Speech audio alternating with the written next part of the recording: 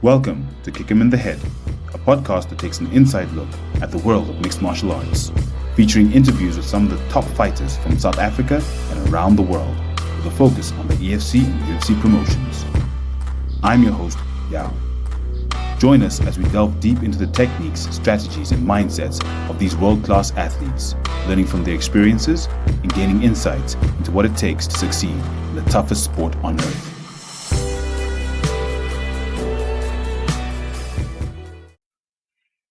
Bradley, the Nightmare Swanepoel, welcome back to the Kick 'em in the Head podcast. How have you been, Bradley?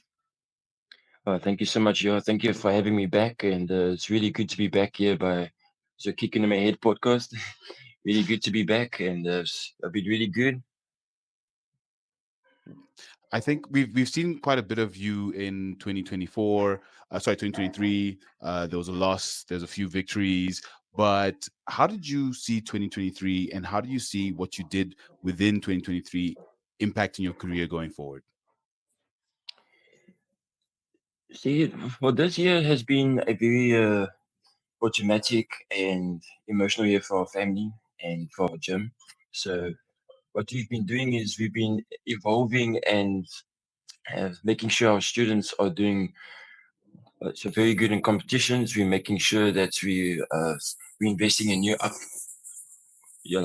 upcoming superstars in our MMA gym.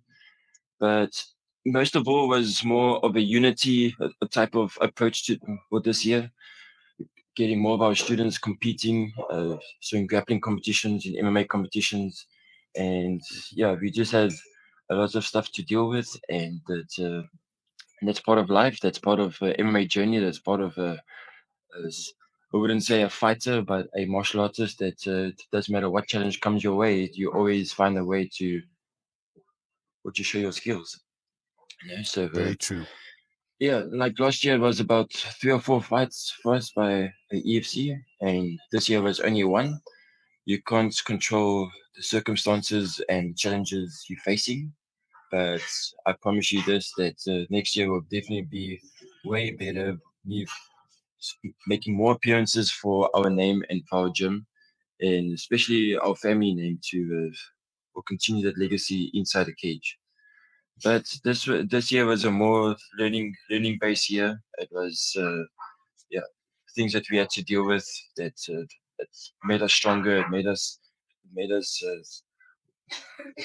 and also look at to another approach. You know. So, in terms of 2023, we saw that you had gone out to Mauritius to do some of the training and coaching, as you mentioned. And there definitely seems to be an Yeah, upsurge in terms of your bigger or mainstream amateur competitions, grappling competitions, etc. yeah. How has Mauritius added to the product that the Sonopool name, as you've mentioned, is looking to bring to African MMA in 2024?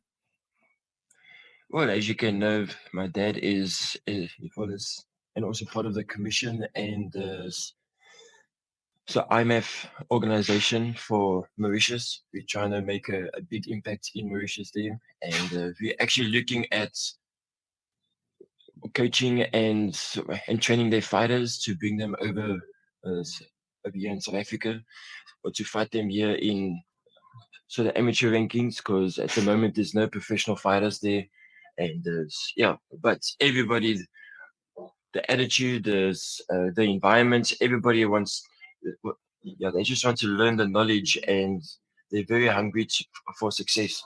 So whatever we give them, and they just want to learn more and more and more every time we get there.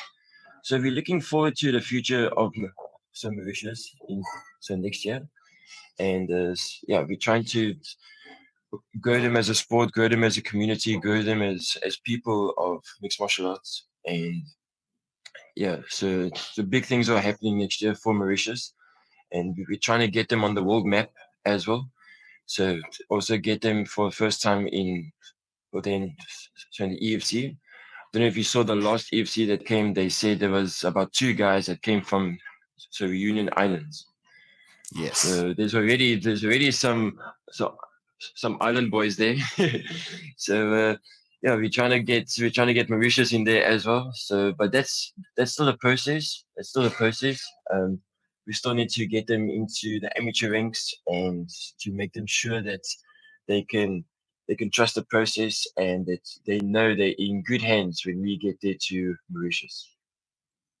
That's phenomenal, and giving fighters in an industry like that the comfort that not just that they're in good hands, but also they will then get skilled, developed fighters once you guys have come into the picture, and basically growing MMA through the islands, like you're saying. The two fighters that came from Mauritius were good, and they won their fights, I think, in the first round, if I remember Yes. correctly. One even threw in a suplex.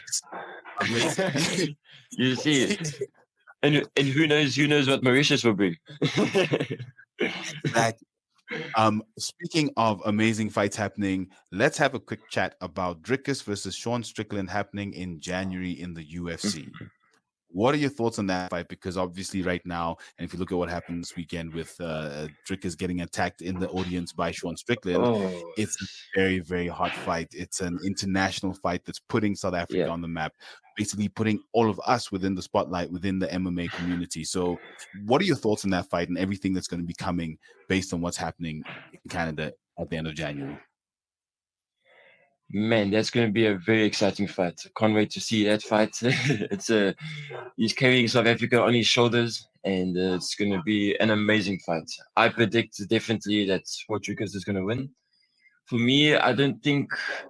Yeah, I don't know if it was the right call to give Dricus that like a UFC ticket to go and watch and see Sean Strickland the same night and in the same area there, because something is going to happen, and as they're going to they want something to happen of causing a fight scene and everybody to talk about the fight a lot more. And for me, it looks like Conor McGregor and Khabib all over again.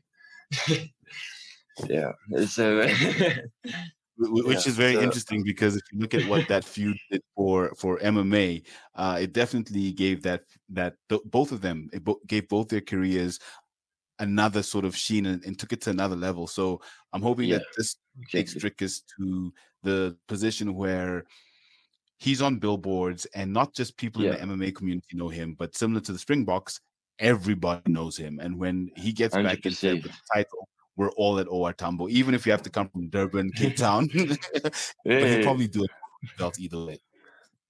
Hulle weet nie wat ons weet nie. Yes. It's really awesome, and I can't wait. I can't wait for that fight. I'm definitely going to watch my family in 3:00 in the morning to watch his fight and celebrate with him. Yeah, it's going to be something huge for like MMA South Africa, and everybody. Like you said, everybody is going to be talking about him. Everybody is going to remember him for a very long time. But it sounds like he's not after the title fight. He's not done yet. There's some still leaks and cracks in. Like he's aiming for more fights and more fights after this. So he's probably trying to build his legacy and trying to build his way as a name of a martial artist. So yeah, well, big ups to him. I really hope things goes his way and he doesn't get carried away of all these billboards and talking and smack talking and maybe Sean get into his head or anything like that. Sticking to his training, sticking to his guns, sticking to what he is and who he is. So that he just needs to stay motivated and not get carried away of all the drama and politics and the social media platforms. That he knows what he needs to do and he needs to get the job done. So I'm sure that will happen, but I just hope he doesn't fall off the railway tracks in his training. So you've mentioned regarding the smack talk, etc., and obviously I'm sure you heard about the smack talk that happened between him and Sean Strickland. So yeah, and also like you said with the seating as well, Dana White admitted that he was the one that seated him, and he's like, "Oops." But with regards to smack talk, a lot of fighters have been saying, there's certain lines that need to be drawn between what is smack talk and what is crossing the line. What's your feeling on smack talk in general, and how not to cross the line? For me, personally, your crossing the line will be a favorite example is when Conor was busy smack talking about Khabib, and then he was going deeper into smack talking his family who he is and what he is and like what he believes in, and then it's religion, so it's more deep of a sort of a topic like that. So if you start pressing the buttons and it's more closer or like heart touching for the fighter, I think they should maybe find the fighter or even or give him uh, like a huge fine or maybe even suspend him depending on the case. But they don't they can't stop that. So I think for me is they need to know where to draw the line and where to stop, and give them the rule sets of how you can smack talk. But yeah, sometimes the guys get so carried away. They start talking bad. They start talking. They don't know what else to talk about, and then they hear something about their mom was in hospital or their dad was in hospital or this one has cancer or anything, and they start touching that button the whole time. Yeah, so With the same thing. I think for facts, just keep the smack talking respectful, and and to just know that it can't touch a nerve as well. So you need to have some guidelines how you do it. But for matter of fact is if you see the legends of MMA with so George St. Pierre, René Couture, Damian Maia, if you see how those guys approach, how they fight and everything, and even the smack talk, you don't hear a lot of smack talk with those guys. You don't hear like a Conor McGregor talking so much, or they're talking bad about this guy's parents or what he did or what. So any case may be, it's all about martial artists, the gladiators in the cage, and showing respect. So at the end of the day, it is a fight. It is a war. Why would you want to uh, smack talk so badly? We just there to do the business. Doing the business is what MMA fighters do. Bradley, thank you so much for giving us time here on the Kick in the Head podcast again. And we definitely look forward to speaking to you again in 2024 after a string of victories that take you to the championship. Awesome. Thank you so much, my man. I really appreciate it. Stay tuned. It's going to be a bump of a year. I promise you that. It's a bump of a year. And there's a lot more awesome events coming up. And make sure that in your next fight, you definitely kick him in the head for the win. I'll definitely put it in my camp. I'll definitely work on it. Awesome. Thank you so much, Bradley. Awesome. Thank you very much. Appreciate it.